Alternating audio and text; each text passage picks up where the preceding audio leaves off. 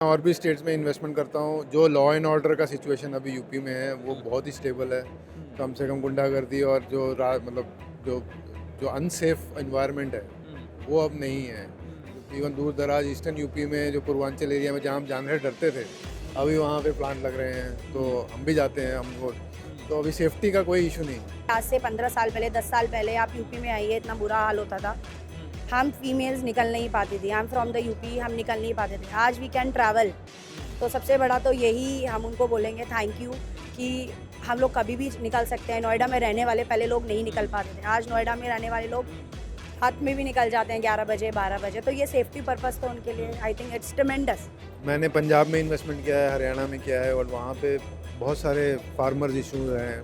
UP में ऐसा नहीं है, और लोग काम करने वाले हैं, मेहनत करने वाले हैं, नखरे करने वाले नहीं हैं। ये गुड़गांव से दूसरा गुड़गांव अब यहाँ पे मतलब मच बेटर गुड़गांव हमारा अब ये यूपी बनने वाला है। बहुत अच्छे से बदल रहा है और इससे बेहतर कोई इन्वेस्टमेंट की फैसिलिटी अवेलेबल नहीं है पूरे हिंदुस्तान के अंदर में। यूपी से बेहतर। यूपी से कैसे हो सकती है?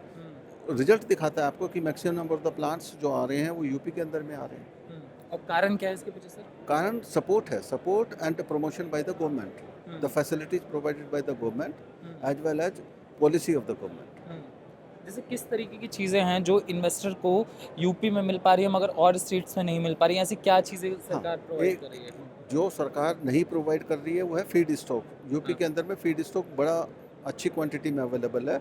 नंबर टू, गवर्नमेंट अपनी सब्सिडी के फॉर्मेट पे, अप्रूवल्स के फॉर्मेट पे और फिर एमडीए के फॉर्मेट पे उनको ज़्यादा सपोर्ट कर रही है, जिससे कि सारे प्लांट थोड़े से अच्छे तरीके से ग्रो हो गए।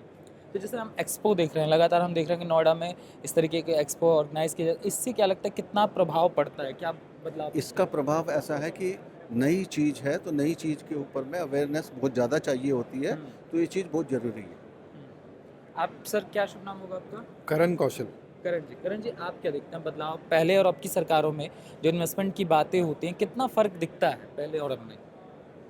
बहुत फ़र्क है जी। ये पहले तो पॉलिसी इनके होने पे आई है, ये जो बायो एनर्जी की पॉलिसी है, तो जो पहले तो बात ही नहीं होती थी कि ये इतना पोटेंशियल बायोमास है और आप आइए, ये आपको सब्सिडी मिलेगी, आपको सपोर्ट मिलेगा एडमिनिस्ट्रेशन से। और ऐसा नहीं है कि केवल लिखा है, ये होते हुए देखा है हम, और हो भी रहा है। और आगे अभी और भी अच्छी पॉलिसी कर दी है इन लोगों ने, पूरा सपोर्ट मिलता है जब भी हम लखनऊ जाते हैं। और डिस्ट्रिक्ट लेवल पे से लेके लखनऊ में भी हर जगह सपोर्ट मिलता है, तो यही फ़र्क है सर ने इन्वेस्टमेंट। कहा जो इन्वेस्टमेंट का सपोर्ट यूपी में है और इस स्टेट में उस तरीके की चीज़ें नहीं है, आपको भी वैसा दिखता है? देखिए, मैं और भी स्टेट्स में इन्वेस्टमेंट करता हूँ। जो लॉ एंड ऑर्डर का सिचुएशन अभी यूपी में है वो बहुत ही स्टेबल है।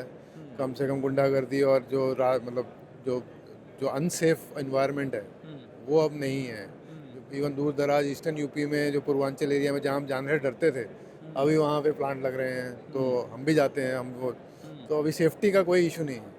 और हमें पता है कि कोई और जैसे धरना वरना ये सब चीज़ें बाकी स्टेट्स में होता है, ये सब खत्म है। तो इन्वेस्टर को और क्या चाहिए कि जो भी सिरदर्दी है वो प्लांट पे लगाए या अपना इन्वेस्टमेंट पे लगाए, ना कि बाहर वाले एक्सटर्नल फैक्टर्स पे। तो बहुत फ़र्क है। तो आप कह रहे हैं कि जो ये लॉ एंड ऑर्डर या शांति वाला जो मामला है वो कहीं ना कहीं यूपी की तरफ इन्वेस्टमेंट और अधिक प्रभावित करा और चीज़ों के मुकाबले? बिल्कुल बिल्कुल बिल्कुल। ये मैंने पंजाब में इन्वेस्टमेंट किया है, हरियाणा में किया है, और वहाँ पे बहुत सारे फार्मर्स इशूज हैं। यूपी में ऐसा नहीं है, और लोग काम करने वाले हैं, मेहनत करने वाले हैं, नखरे करने वाले नहीं हैं। बिजनेसमैन धरने से परेशान हाँ, हो जाता है। राइट। जो पंजाब में इस समय हम देख रहे हैं लगातार धरना ही धरना चलता रहता है। जी, जी, जी। बीच में तो ये पूरा किसान प्रोटेस्ट के अंदर पूरा धरना लग गया था। जी जी। और आपका तो किसानों से ही पूरा का पूरा काम पूरा है। पूरा हाँ? हाँ। तो क्या देखते हैं सर, अगर मैं बदलाव की बात करूं तो बायो किस तरीके से किसान के जीवन को बदल कर रख देगा? जो हम देख रहे हैं कि अभी हम E20 की तरफ बढ़ रहे हैं, फिर ये जो बायोफ्यूल की बात हो रही है, फिर जो अभी नितिन गडकरी फ्यूल की बात करते हैं, इससे कितना बदलाव पड़ेगा? इथेनॉल की जो बातें होती हैं। इथेनॉल में तो अभी शुगर केन की प्रोडक्शन जो है, कल्टीवेशन जो है, बिकॉज सारी जो चीनी मिलें ये अल्टीमेटली इथेनॉल फैक्ट्रीज बन रही हैं, और उनको एक एमएसपी प्राइस मिल रहा है गन्ने का, तो गन्ने की उपज भी पिछले 4-5 सालों में बढ़ी है। एरिया कल्टीवेशन भी बढ़ा है, क्योंकि उन लोगों को एक सपोर्ट प्राइस मिल रहा है गन्ने की खेती, तो किसानों को जो खेती कर रहे हैं उनका उनका फल मिल रहा है, उनको प्राइस मिल रहा है। फिर रिगार्ड जो उसका डिस्चार्ज निकलता है, वो एक इशू है, जो कि पानी की जो खपत है वो एड्रेस हो जाए तो किसानों के लिए अच्छा है। बाकी रिगार्डिंग गैस जो है, गैस में जो एक बाई प्रोडक्ट निकलता है, जो फर्टिलाइज़र निकलता है, वो स्पेशली लिक्विड फर्टिलाइज़र, वो तो जो पूरा का कि पूरा फायदा ही है। जो कि गन्ने के लिए पूरा एकदम दवाई की जैसा है।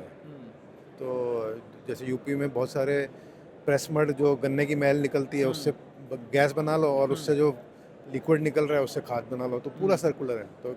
तो आमदनी बढ़ रही है किसान की, जो जो सॉइल में फर्टिलिटी वो बढ़ रही है, तो ये विन विन है। विन विन सिचुएशन है। और इंफ्रा की बात करें, एक उद्योग को आप हैंडल कर रहे हैं, इंफ्रा किस तरीके से दिखते हैं यूपी में? जब आपको ट्रैवलिंग करनी, सारी चीज़ें करनी है, तो क्या बदलाव दिखता है आपको? यूपी पहचान में ही नहीं आता अभी तो, ये इतनी सड़कें हैं, क्या बड़े बड़े शहर हैं। लखनऊ को देखो, ऐसा लगता है कि इंडिया का one of the best city है। इवन सबसे बड़ी बात है लाइट आती है। तो लाइट पहले नहीं आती थी।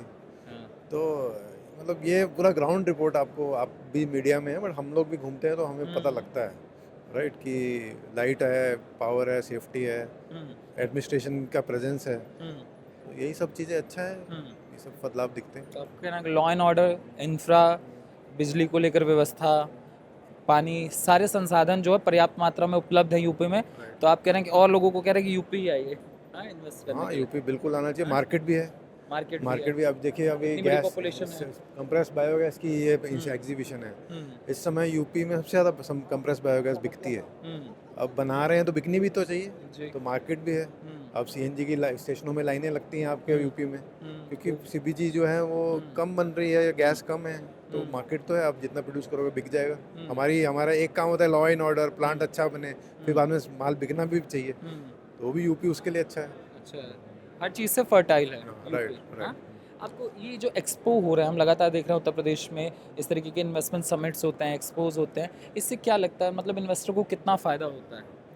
बहुत है, ये जो जमावड़ा है, ये सब लोग एक जगह जमा हुए हैं, हमारे सब मीटिंग हो रही हैं, जो जिस डिसीजन, कभी किसी को फ़ोन पे ईमेल पे बात करते हैं, सब एक जगह मिलके सभी बिजनेस डील्स हो जाती हैं, कुछ डाउट होते हैं, क्लैरिफिकेशन होती हैं, सब ये मैं अपने हमारे फ़ायदे के, बाकी जो जिसको समझना है इस सेक्टर के बारे में, वो भी एक दिन पूरा आता है, लगाए तो हाँ, सब दिखता है। सब समझ आ जाता है। तो ये सब चीज़ों का तो, एक थ्राइविंग इकोनॉमी में ये सब चीज़ें तो होनी ही चाहिए। अब चाइना चले, मैं जर्मनी जाता हूँ, चाइना जाता हूँ, वहाँ बड़ी बड़ी इससे 10 गुना बड़ी एग्जीबिशनें होती हैं और दुनिया भर से लोग आते हैं। तो ये एक अच्छा स्टार्टिंग पॉइंट है कि आप अपने जो अननोन इग्नोरेंट पीपल है उनको आप एक सर्टेन लेवल पे ला रहे हो, एक प्लेटफॉर्म दे रहे हैं, जो वो चीज़ें 3 महीने में जानेंगे वो 3 दिन में जान जाएंगे, लोगों से बात करके। तो एक सर्टेन लेवल ऑफ नॉलेज लाने के लिए ये एग्जीबिशन होना। इलेक्ट्रिक की तरफ जाने की बात होती है, एक सीएनजी और बायोफ्यूल की तरफ जाने की बात होती है, तो ये कैसे देश के लिए भविष्य होगा आने वाले समय में? अगर हम लोग देखते हैं, हमारा फ्यूल है, सब कुछ है, हम लोग एक बाहर से ले रहे हैं, राइट, कहीं ना कहीं हमारी इकोनॉमी भी इसी पे इम्पैक्ट करती है। तो अगर आज इंडिया को हम लोग डेवलपिंग बोल रहे हैं और डेवलप स्टेज तक हमें लेके जाना है उसको, तो उसके लिए हमें क्या करना पड़ेगा? सबसे पहले तो डिपेंडेंसी, जो इंटरडिपेंडेंसीज हैं हमारी अदर कंट्रीज़ को लेकर, वो कम करनी पड़ेगी, क्योंकि हमारे पास इतना एग्रीकल्चर है, because India is the largest agriculture hub. अगर मैं यहाँ का एग्रीकल्चर यूज़ नहीं कर पा रही हूँ तो that is waste for me, मतलब मैं क्यों इंडिया में रह रही हूँ, तो मुझे उसका एग्रीकल्चर यूज़ करना है, तो मुझे इस वेस्ट टू वेल्थ को कन्वर्ट तो करना पड़ेगा। और इसमें हम अपने एग्रीकल्चर सेक्टर को भी ग्रोथ दे रहे हैं कहीं ना कहीं जाके। तो जब एग्रीकल्चर ग्रोथ होता है किसी भी कंट्री का, तो अल्टीमेटली हमारी पूरी जीडीपी इफेक्ट करती है। तो अब आप देख रहे हैं, आज एक किसान भी अपना जो गन्ने का जो शुगर केन है, आज उसका प्राइस वो खुद डिसाइड कर सकता है, खुद सेल कर सकता है। आज हमारे यहाँ पे इतना कूड़ा है, इतना काउ डग है, आज उसको हम लोग एनर्जी में कन्वर्ट करके आज उससे कुछ एक ऐसा प्रोडक्शन प्लांट लगा रहे हैं, जो कि अगर आप पूरे कंट्री में कहीं पे भी चेक करोगे, कहीं पे भी आप देखोगे, ये एक इंडिया एक ऐसा स्टेट है जो इस चीज़ों के ऊपर बहुत अच्छे से और बहुत एफिशिएंटली काम कर रहा है अभी।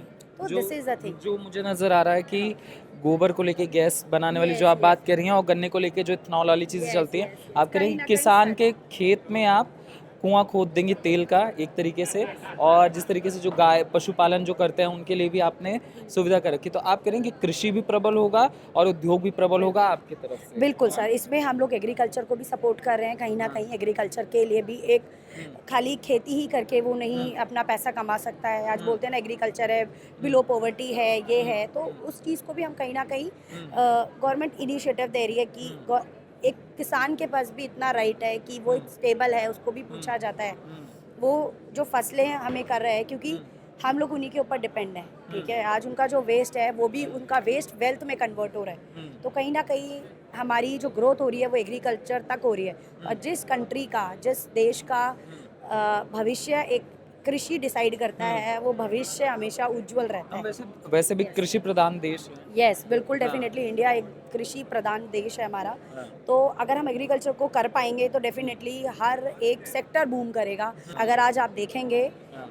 आज हम हर एक सेक्टर में बूम कर रहे हैं। हर एक सेक्टर, एक छोटे से छोटा भी अपने आप को स्टेबल करने के लिए एक एंटरप्रेन्योर बनना चाहता है, खुद का एक बिजनेस करना चाहता है। उसके अंदर इतनी कैपेबिलिटी है, इतनी एबिलिटी, गवर्नमेंट ने इतना ऑप्शन दिया है उसको, एमएसएमई को इतने अच्छे अच्छे लोन्स कंपनी प्रोवाइड कर रही है। तो डेफिनेटली कहीं ना कहीं हमारी कंट्री के लिए, हमारे ग्रोथ के लिए आई थिंक इट्स जैसे हम उत्तर प्रदेश में है, ये एक्सपो उत्तर प्रदेश में हो रहा है। हाँ। मैं उत्तर प्रदेश में नई सरकार है योगी आदित्यनाथ की, क्या बदलाव देखती हैं इंडस्ट्रीज़ को लेकर, उद्योग को लेकर, उनका किस तरीके का समर्पण है?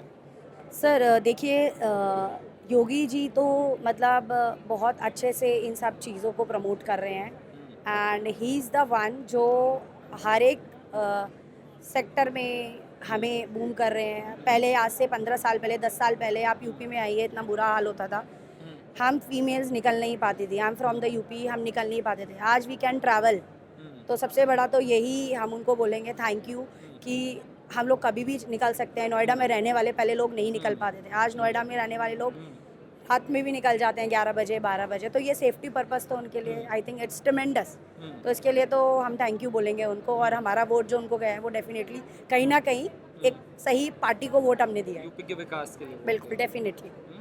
तो आज आप वुमन से बिजनेस वुमन बन गई हैं, ये Yes, बदलाव। definitely. I joined this company when 5 years back. ठीक है, मैं दूसरे सेक्टर से सेक्टर में आई हूँ। Now I am totally giving my 200% to this whole sector कि भाई इसको हम लोग कैसे बूम कर सकते हैं, कैसे इसको आगे लेके जा सकते हैं। देख रहे हैं कि दिन ब दिन नोएडा में बहुत तेज़ी से इन्वेस्टमेंट हो रहा है, तो कुछ ना कुछ तो कारण होगा। इसके पीछे आपको क्या कारण दिखाई देता है कि नोएडा के अंदर इतनी तेज़ी से- डेफिनेटली सर, अगर आप आते हैं, अगर आप देखेंगे जेवर एयरपोर्ट जो यहाँ पे बना है, आज से पहले यहाँ क्या था, कुछ भी नहीं था। और आज आप देखेंगे वहाँ पे वेल स्टैब्लिश सोसाइटीज़ बनी हुई हैं। तो लोगों ने कब उन पे इन्वेस्ट किया होगा, तो कहीं ना कहीं उनको वहाँ पे एंड यूज़र को भी प्रॉफिट हुआ है और कंपनीज़ को भी प्रॉफिट हुआ है। और जो अलग अलग कंट्रीज़ में, अलग अलग स्टेट में काम कर रही हैं कंपनीज़, वो कंपनीज़ हमारी कहीं ना कहीं नियर टू एयरपोर्ट है। तो हर जगह काम हो रहा है। अगर आप देखेंगे गुड़गांव से दूसरा गुड़गांव अब यहाँ पे, मतलब मच बेटर गुड़गांव हमारा अब ये यूपी बनने वाला है। तो yes, hats off for UP government. Expressway है, बहुत सारी यस, चीज़ें। बहुत सारी चीज़ें हैं, बहुत इजी हमारे लिए ट्रैवलिंग हो गई है। वी कैन ट्रैवल एनीवेयर कि इतना टाइम नहीं लगता है। जहाँ 4-4 5-5 घंटे हैं, वहाँ 2 घंटे में भी हम रास्ता तय कर पाते हैं। तो everything is, infra is good. Infra की वजह से भी बिजनेस कहीं ना कहीं यस यस, इंफ्रा की वजह से डेफिनेटली। अब बाहर से आप कंपेयर करोगे, बाहर का इंफ्रा कितना अच्छा रहता है, तो definitely we are also comparing our infra with other countries. तो इंफ्रा इज ऑल्सो, मतलब अब डे बाय डे उस पर काम हो रहा है और डेफिनेटली उस पर इम्प्रूवमेंट हो रही है।